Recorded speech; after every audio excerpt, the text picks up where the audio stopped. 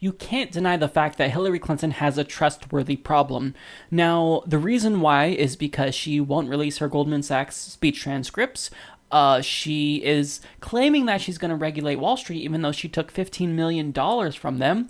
She's given speeches on their behalf and was paid $225,000 for each of them. And she claims that she'll curtail fracking, yet The Intercept reports that she's taking money from pro-fracking companies. So they explain on Wednesday the Clinton campaign was to hold a $575 a head fundraising lunch at a Ritz-Carlton hotel on the Northern California coast, hosted by Alyssa Wood, a partner at the international private equity firm Kohlberg Kravis Roberts & Co.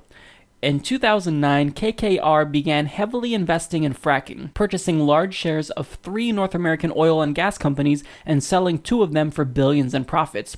A third was hit hard by plummeting gas prices and declared bankruptcy last year, but KKR was not deterred and still owns a large portfolio of small fossil fuel companies, at least 2 of which, Cinco Industries and Comstock Resources, use fracking. Now, additionally, an investigation by Mother Jones found that Hillary Clinton personally lobbied for U.S. fracking rights overseas as Secretary of State. Speaking at a 2010 conference of foreign ministers, Clinton said, "I know that in some places it is controversial, but shale gas is the cleanest fossil fuel available for power today." The problem is that she's lying. Fracking is not good for the environment. So fracking is a mining technique used to extract natural gas from shale rock. It releases vast quantities of methane into the atmosphere and groundwater, frequently poisoning the water supply of nearby communities. And some studies have confirmed that it even causes earthquakes. So fracking is not environmentally friendly, and furthermore, it poisons us. So how can we trust that Hillary Clinton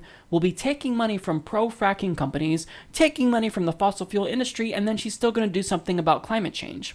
See, if we don't get a candidate that's serious about climate change, that's serious about actually being a leader and taking on climate change around the world, it may be too late for us. The window to act has already gone, but we can prevent more serious consequences of climate change from coming to fruition if we actually act soon. Regardless of what we do, the sea level is going to rise. There's going to be really bad consequences that we don't even know yet. I mean, many of it is unforeseen.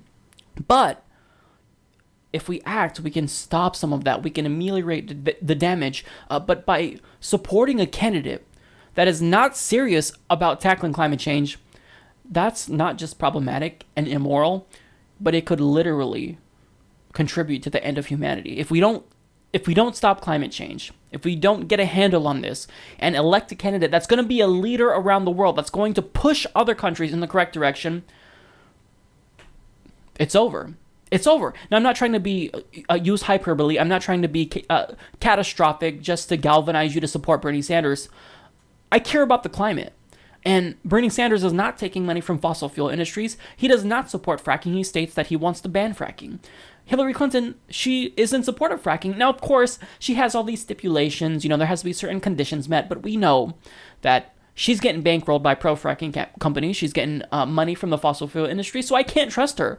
I'm sorry for being skeptical that a candidate who's taking money from these horrific, immoral companies who are destroying the planet isn't going to do anything about it. Because if she plans to regulate climate change, for example, well, she can get a call from one of these donors and say, "Hey, Hillary, I don't like what you're doing." So this is something that is so troubling. Perhaps the most troubling aspect about Hillary Clinton as a candidate. Now, the other troubling thing is that she's a war hawk, and I don't want to send more American citizens overseas to die. I don't want citizens abroad to die because of our horrific war hawkish foreign policy candidates that we elect. But I mean, this could potentially lead to the destruction of the environment even further, and it's just so troubling. Whenever I think about it, it's just really, really frustrating and disheartening, because we've done nothing for climate change. Now everybody says, look, America can't do it all. Other countries have to act. Yeah, but you don't understand. If you look at international agreements, such as the Montreal Protocol, which basically saved the planet from the big hole in the ozone layer, there's always been a leader. There's always a leader that's behind these big environmental policies. Now, if the U.S. is not a leader on this, nobody's going to be inclined to act. So Hillary Clinton has got to give back this money. If she's serious about winning, if she's serious about climate change, prove it to us. Put your money where your mouth is.